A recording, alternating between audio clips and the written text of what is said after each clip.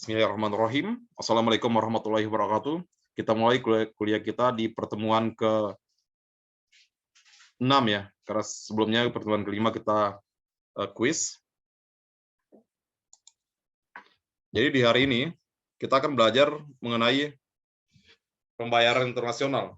Ini sangat penting sekali ketika suatu perusahaan itu sudah berhasil masuk ke suatu negara, maka dia akan melakukan transaksi-transaksi internasional. Sebelumnya kita belajar di minggu keempat mengenai kurs dan neraca pembayaran. Nah, di sini bagaimana neraca pembayaran itu terbentuk? Karena adanya aktivitas pengiriman uang antar negara. Bagaimana cara melakukan transaksi dalam praktek bisnis internasional, dalam hal ini ekspor, impor, dan sebagainya. Nah, di sini juga saya akan memberikan salah satu contoh kasus kegiatan ekspor impor, oleh karena sebagian besar aktivitas ini yang dilaksanakan di Indonesia itu berdasarkan hasil survei saya.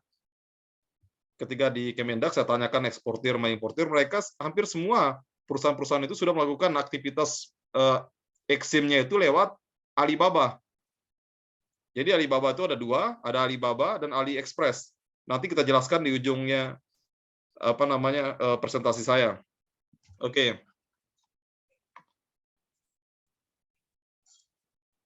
Pembayaran internasional. Sistem transaksi internasional sering disebut dengan sistem pembayaran internasional. Pembayaran internasional adalah pembayaran atas transaksi yang dilakukan oleh negara-negara yang terlibat dalam perdagangan internasional berdasarkan kesepakatan yang telah dirundingkan sebelumnya. Jadi berdasarkan kesepakatan antar eksportir dan importir. Pembayaran dalam perdagangan internasional pada umumnya dilaksanakan melalui bank. Jadi bank ini sangat penting. Bank dan asuransi itu sangat penting dalam konteks perdagangan internasional ini. Kemarin sudah kita belajar sedikit tentang neraca pembayaran. Keseluruhan aktivitas dari ekspor dan impor tersebut yang dilakukan melalui bank, pengiriman uang melalui bank, itu akan dicatat oleh BI. Kemarin contohnya sudah saya perlihatkan, neraca pembayaran internasional, di mana kita itu lebih cenderung defisit yang disebabkan oleh jasa. Nah, jadi pengertiannya itu neraca pembayaran internasional adalah transaksi-transaksi ekonomi internasional yang diadakan oleh penduduk negara yang mempunyai neraca pembayaran internasional tersebut. Yang dimaksud dengan penduduk itu adalah, walaupun itu perusahaan asing di suatu negara, itu disebut residence apabila bentuknya sudah PT dan sudah mendiami beberapa waktu. Jadi bukan warga negara. Di sini yang dicatat adalah penduduk, residence namanya.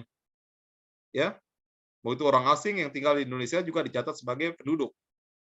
Pada umumnya, transaksi-transaksi ekonomi berupa pemindatanganan hak milik atas suatu benda dari tangan orang yang satu ke tangan orang yang lain, ataupun berupa penunaian jasa yang dilakukan oleh orang yang satu untuk orang yang lain. Ini pengertian bakunya transaksi ekonomi.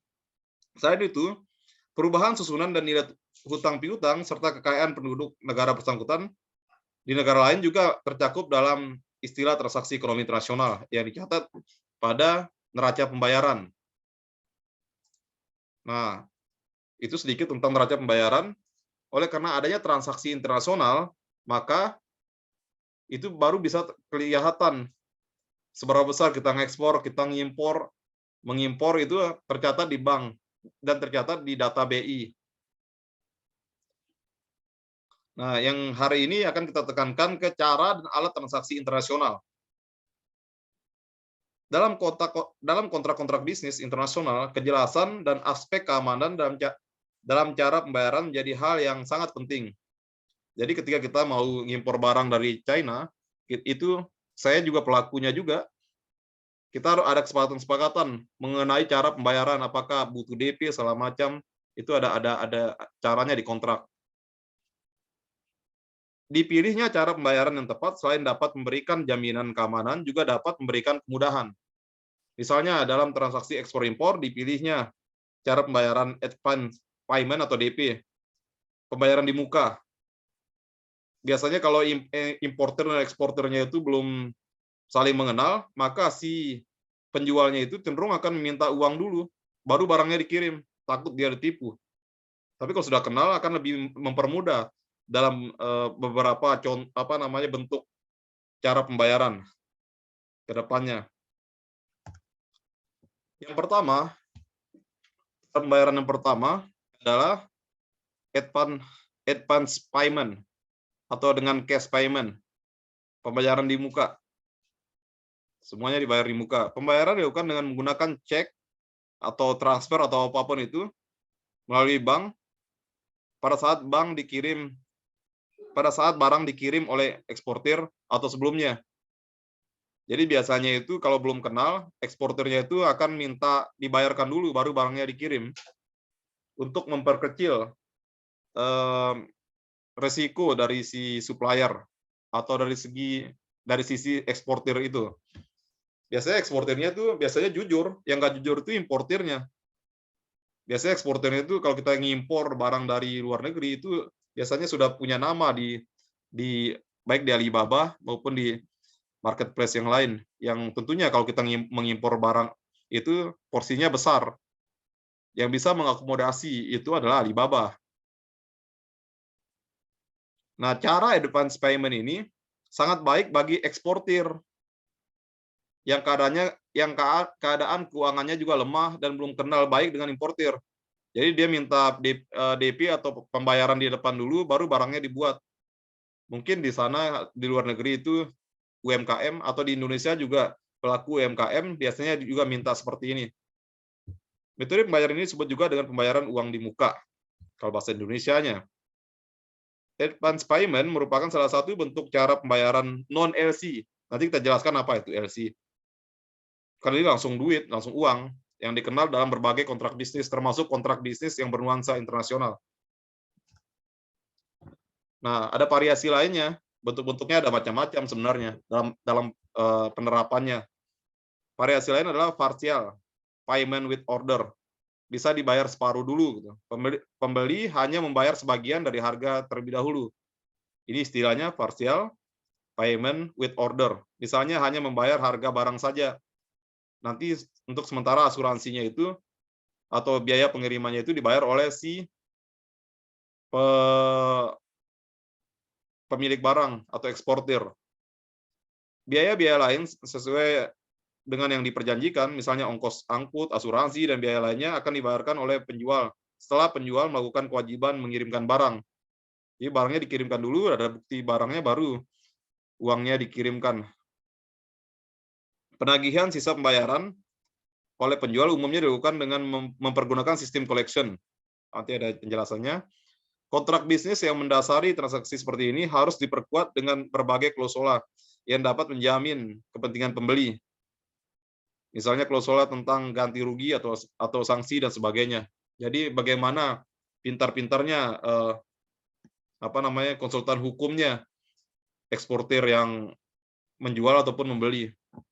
Tapi umumnya yang melakukan advance payment ini adalah orang-orang sudah saling mengenal di luar negeri. Sudah biasa dia mengimpor. Sudah ketahuan si penjualnya sudah tahu siapa yang akan membeli barangnya, sehingga dia merasa tidak ada resiko untuk mengirimkan barang tersebut ke yang bersangkutan. Nah, cara yang kedua adalah open account. Cara ini merupakan kebalikan dari pembayaran cash.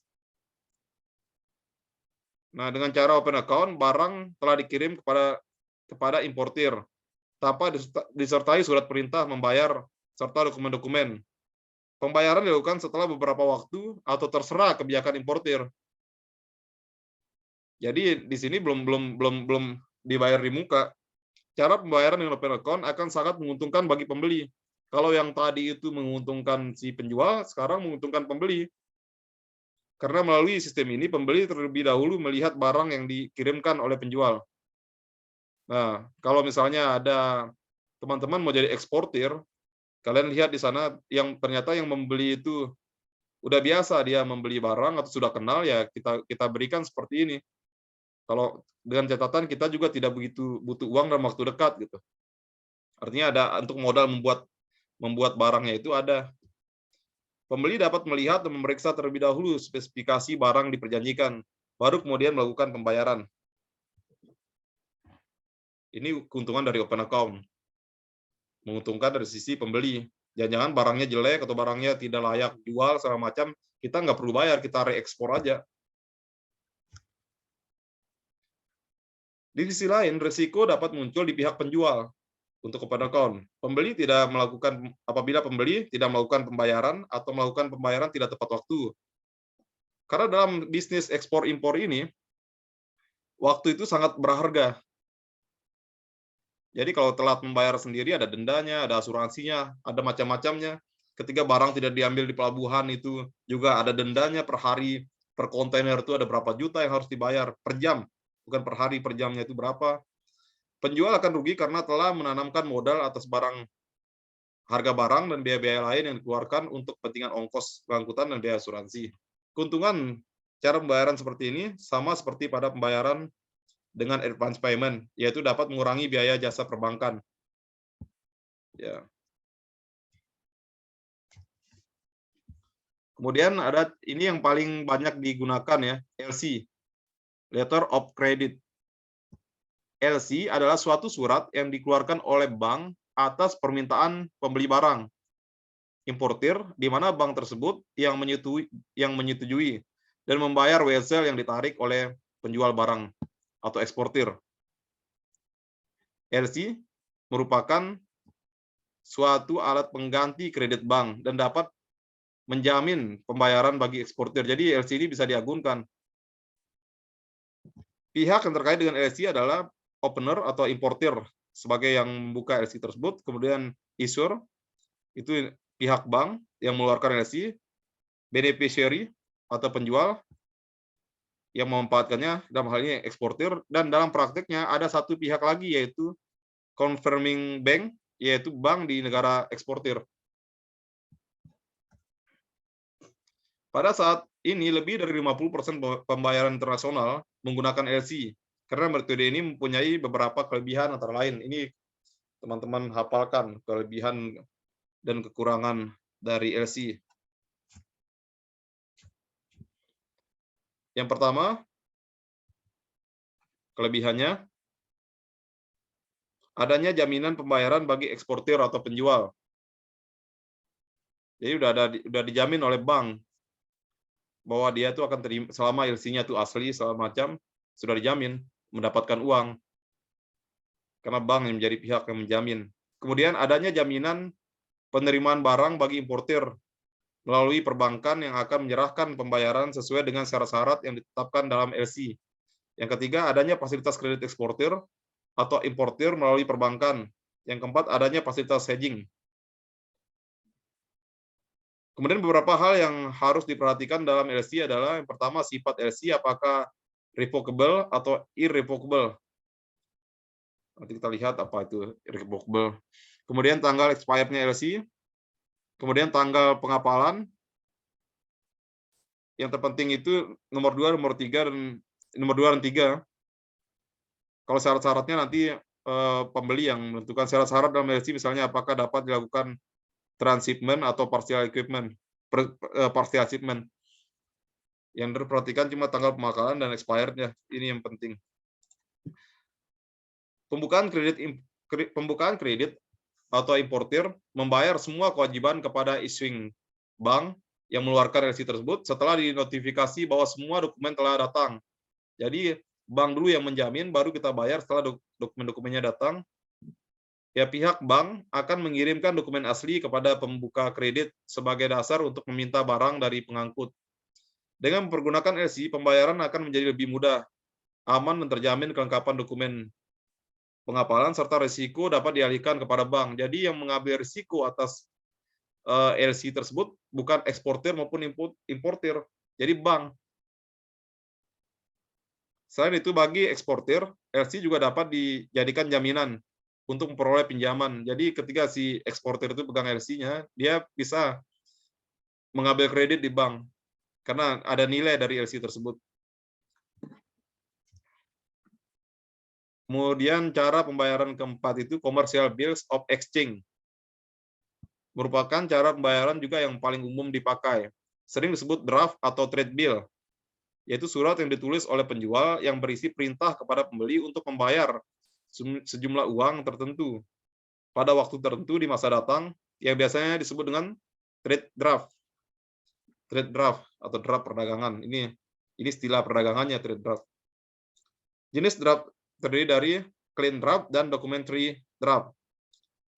Commercial bill exchange yang sering disebut juga dengan wesel atau draft atau trade bill adalah surat yang ditulis, ini pengertiannya adalah surat yang ditulis tadi oleh penjual yang berisi perintah kepada pembeli untuk membayar sejumlah uang pada waktu tertentu di masa datang.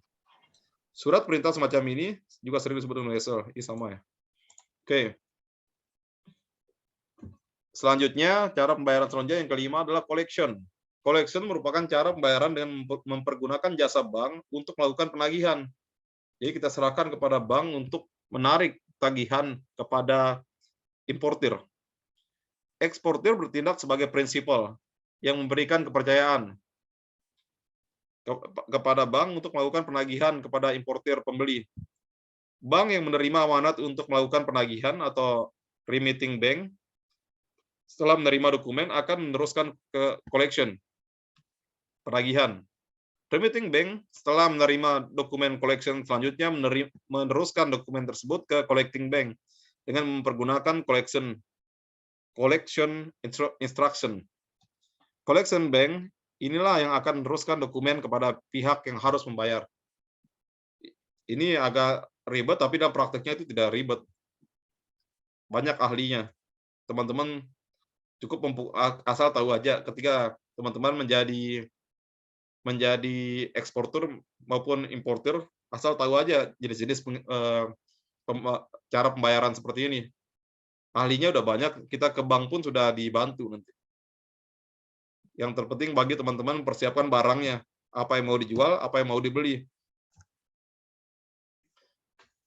Dalam hal collection bank belum bisa langsung meneruskan dokumen kepada drawi, maka collection bank bisa meneruskan ke bank lain atau presenting bank yang memungkinkan untuk berhubungan langsung dengan drawi. Setelah drawi melakukan bayaran atau melaksanakan amanat, ini drawi ini si pembelinya yang importir kepada collecting bank atau presenting bank, maka collecting bank akan meneruskan kembali kepada remitting bank. Ini prosedur di perbankannya. Ya asal kita tahu aja gitu. Remitting bank inilah yang akan melakukan pembayaran kepada prinsipal. Untuk menghindari kesalahan pemahaman mengenai tata cara pembayaran transaksi dengan menggunakan collection, International Chamber of Commerce, ini kadinnya dunia, menerbitkan Uniform Rules of Collection. Ini penyeragaman peraturan rules atau peraturan mengenai collecting ini. Jadi ada lembarnya yang seragam gitu.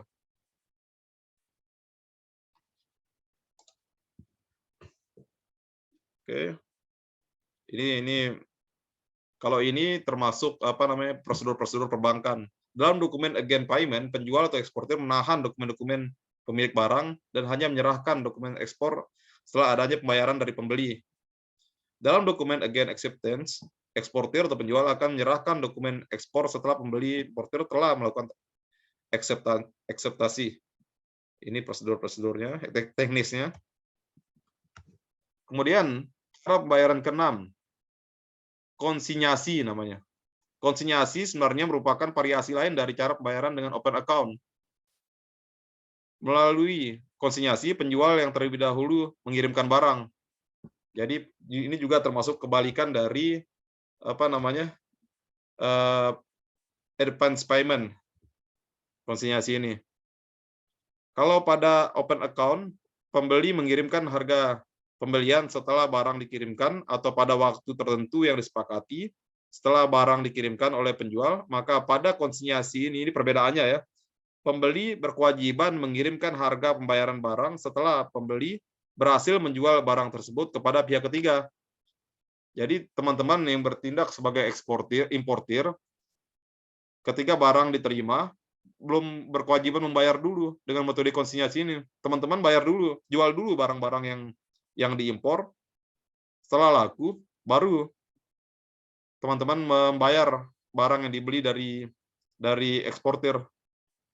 Cara pembayaran seperti ini cenderung mengandung risiko yang sangat besar bagi penjual. Nah, ini namanya hubungan kerjasama, hubungan baik dengan eksportir. Semakin percaya eksportir dengan importir, maka semakin diperbolehkan sistem transaksi seperti ini atau cara pembayaran seperti ini. Kemungkinan terjadinya wan prestasi sangat besar dan dalam keadaan tertentu sulit dipantau. Kemungkinan akan penyelewengan dana itu besar kalau dengan cara seperti ini. Uangnya sudah terkumpul, tiba-tiba dia nggak mau bayar hutangnya. Nah, ini ada beberapa hal yang dicatat dari cara pembayaran konsinyasi ini, karena pembayaran ini penuh dengan risiko. Yang pertama, kemungkinan wan prestasi. Wan prestasi ini artinya si pihak pembeli itu tidak memenuhi atau tidak memenuhi apa istilahnya itu, tidak menjalankan kewajibannya atau berkhianat. Satu, pembeli tidak membayar harga kepada penjual. Yang kedua, pembeli telah berhasil menjual barang tersebut kepada pihak ketiga, akan tetapi pembeli menunda pembayaran kepada penjual dan menyatakan barang tersebut belum laku terjual. Dengan demikian, pembeli mendapat keuntungan dari penundaan pembayaran tersebut. Nah, ini kadang-kadang sering ditemui yang nakal-nakal, sudah kenal tapi tetap aja dia tidak memenuhi kewajibannya. Yang ketiga, bila pembeli telah menjual barang tersebut kepada pihak ketiga, pada saat terjadinya kenaikan atas harga barang tersebut, tetapi kemudian memberitahukan kepada penjual bahwa barang tersebut dijual kepada pihak ketiga pada saat sebelum terjadinya kenaikan harga.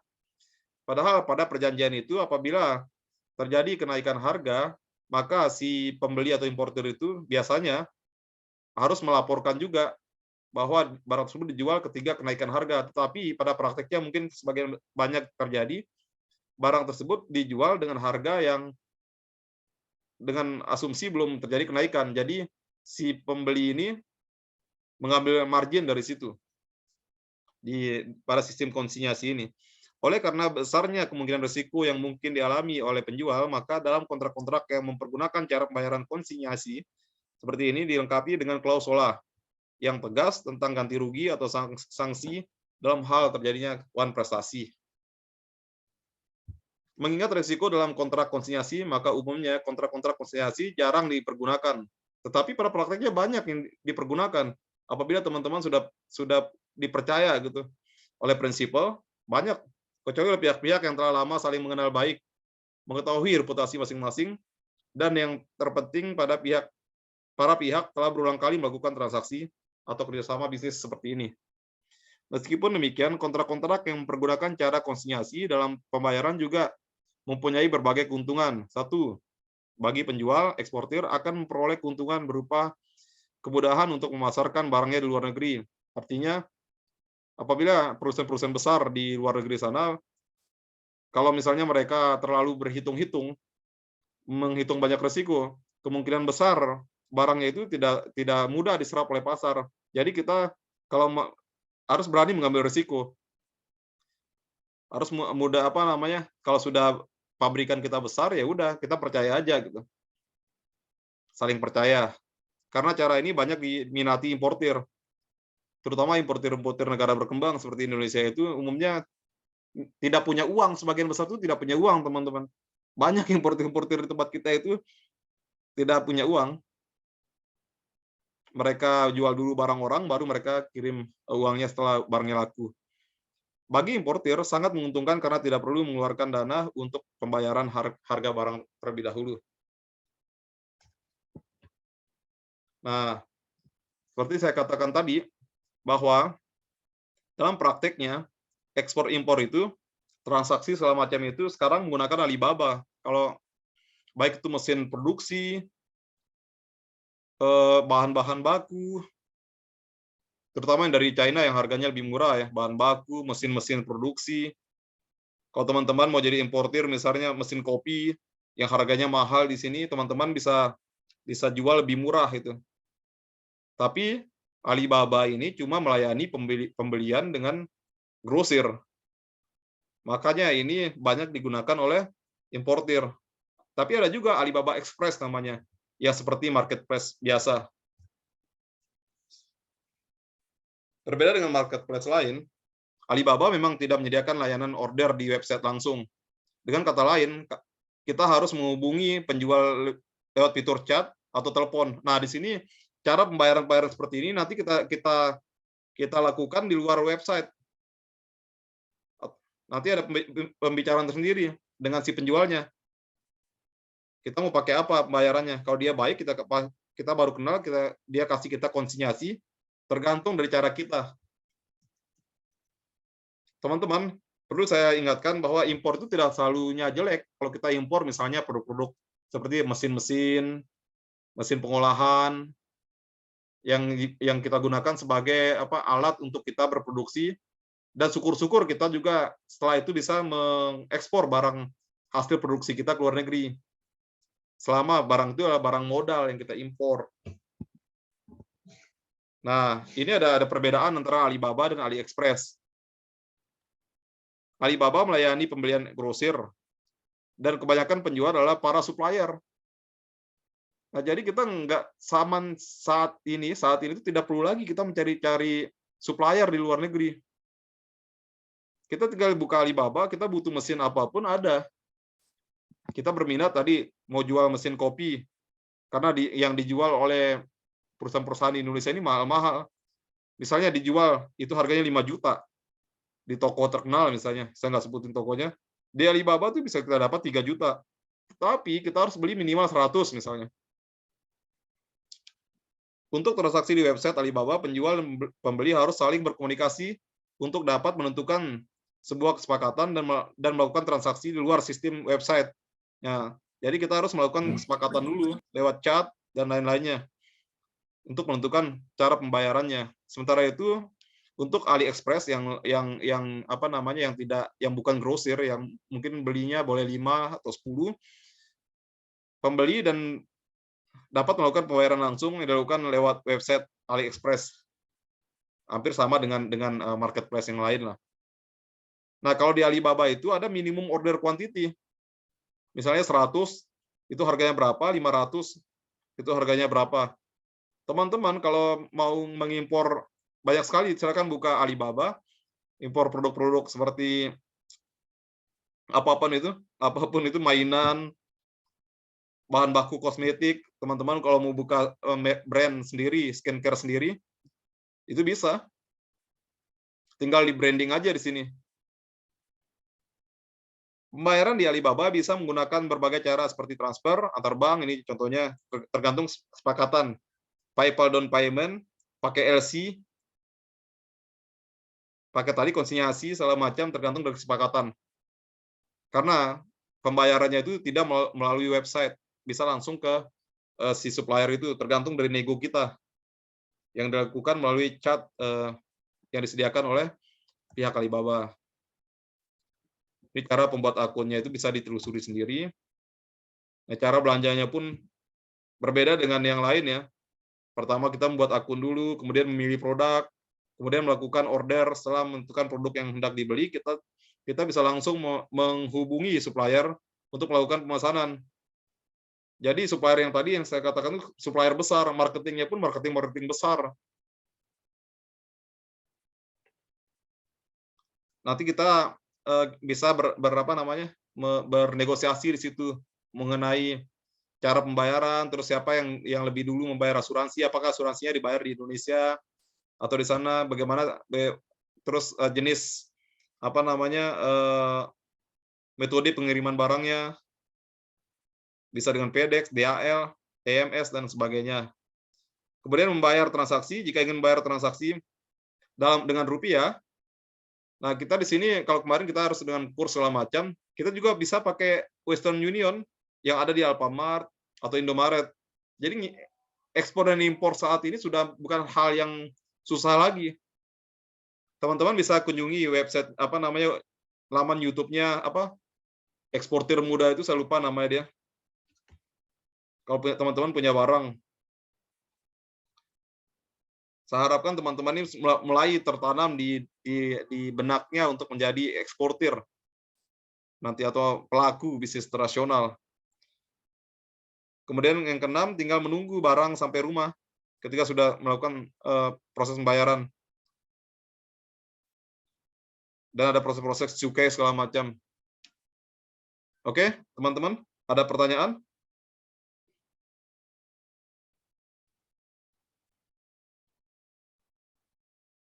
Kalau sudah tidak ada pertanyaan, kita sholat asar. Oh, Ada Pak, yang mau bertanya? Ya. saya mau coba bertanya, kalau misalkan letter of intent itu ada hubungannya nggak sih Pak sama bisnis internasional gitu? Letter of intent. Yang mana tuh? LC, letter of credit?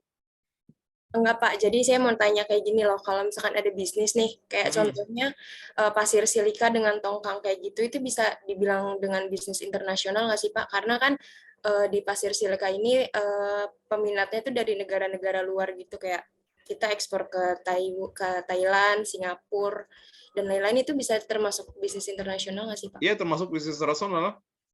Eh, Kegiatan ekspor impor. kan ada ininya juga tuh Pak, administrasinya membuat letter of Ya. gitu. Cuma kalau di Singapura itu mereka tuh digunakan untuk apa pasir itu ke sana? Untuk menambah daratannya, bukan untuk industri. Waktu itu kan kita pernah ekspor dari apa namanya? Dari Riau ya. Berapa truk, berapa kapal tongkang segala macam itu. Tapi di sana dijadikan apa? Laut kita rusak, di sana dijadikan daratan sama dia. Ditambah daratannya. Dia Nasari pelaku ekspor juga ini pasir silika. Enggak, Pak. Saya sering membantu ayah gitu membuat letter of intent, perjanjian kerjasama gitu. Oh, kalau perjanjian Terus kerjasama tadi itu tergantung dari kesepakatan aja. gitu. Enggak, Itu terus juga sering denger gitu ayah ngomongin LC kayak gitu di level. ya, itu di dalamnya kan ada LC cara pembayarannya nanti yang disepakati. Jadi kita sekarang belajar mengenai apa namanya cara pembayarannya. Selain itu juga dibuat dalam bentuk kesepakatan namanya, terutama yang terkait dengan pembayaran-pembayaran yang bersiko. Kayak advance payment bersiko bagi eksportir, terus konsinyeri yang berisiko bagi si eksportir. Kalau advance payment ini ya terus kalau LC itu risikonya relatif lebih kecil gitu kan, yang sering digunakan. Itu termasuk aktivitas. Dian Asari mulai belajar sekarang tentang ekspor impor, terutama ekspor ya. Itu bisa ngambil kursus di Kemendak di sana.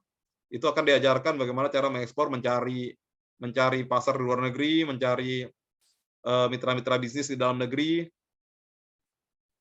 Bagus itu, mulai sekarang berpikir ya menjadi eksportir. Karena ada Julio, pernah lihat ini itunya Julio belum?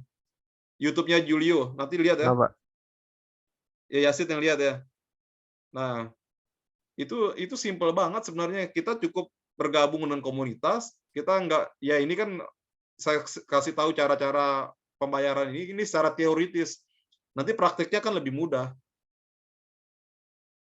Ini untuk menginisiasi teman-teman untuk mulai berpikir ke depan terlibat dalam bisnis internasional.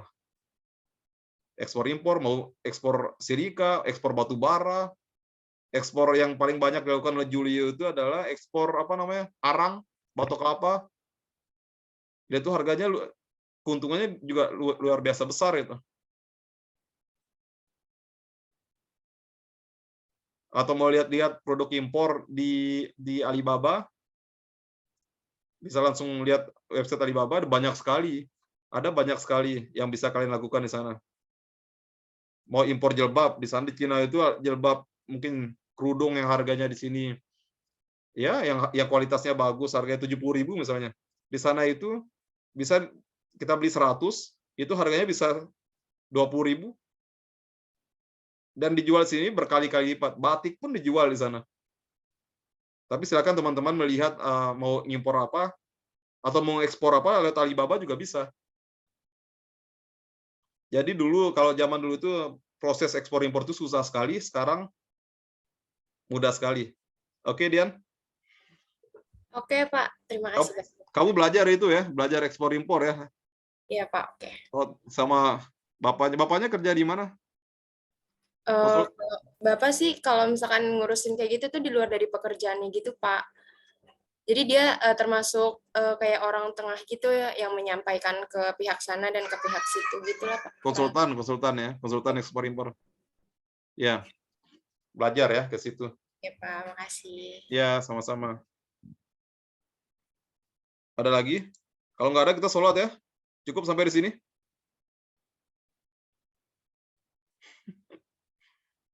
Pak, saya izin bertanya deh, Pak. Habis meet jangan tegang-tegang lah, habis quiz. Jangan berat-berat. Oke, siapa tadi? Saya, Pak. Belum kelihatan. Siapa namanya? Putri Silvana, Pak. Oke, Putri Silvana, silakan Putri. Tadi kan berbicara tentang LC, saya lihat di slide-nya kan saat ini lebih dari 50% pembayaran internasional menggunakan LC ya, Pak. Bisa dikatakan nggak sih, Pak, kalau si LC ini merupakan cara pembayaran yang aman sama ideal gitu, Pak, dalam kegiatan perdagangan ekspor dan impor?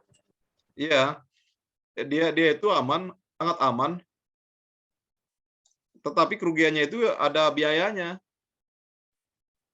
Biaya yang diambil oleh bank yang cukup besar. Sementara kalau kita sudah kenal langsung, akan lebih mudah gitu dengan metode yang lain. Kalau kenal langsung dengan dengan suppliernya. Mungkin kalau awal-awal boleh pakai LC gitu kan. Tapi ke depan mendingan pakai metode yang lain.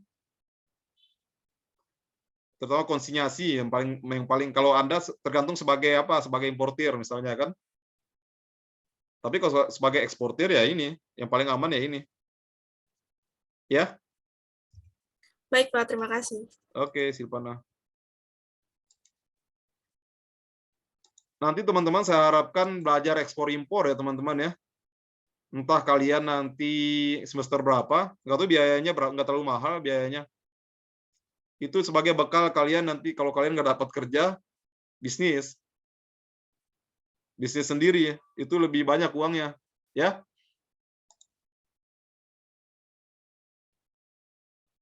Dunia kerja sekarang tuh ya begitu aja. Tapi kalian belum tahu hal yang akan kalian dapatkan ketika kalian menjadi pebisnis. Untuk itu kemampuan-kemampuan yang mendorong kalian menjadi pebisnis itu mulai ditingkatkan. Saya senangnya memberikan teori-teori yang sesuai dengan praktek di lapangan. Dan kalau teori-teori itu ya sudah banyak yang ditinggalkan lah dalam bisnis internasional itu. Yang ingin saya bangun itu motivasi untuk berbisnis dan menjadi pelaku bisnis internasional itu yang utama.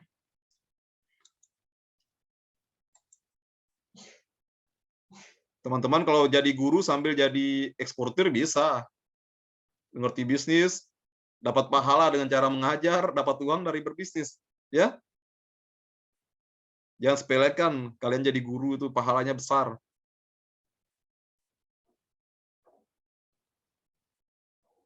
Oke? Kita jangan berpikir berat-berat dulu ya. Minggu depan baru agak berat sedikit. Ya. Kalian pahami aja ini dulu. Ya, Pak. Minggu ke-8 kita meet. Ya meet nanti ya soalnya kalau kemarin saya baca kalau close book itu masih soalnya kayak kemarin aja ya. Kecuali open book baru saya kasih kalian analisis yang nggak ada di buku tentunya.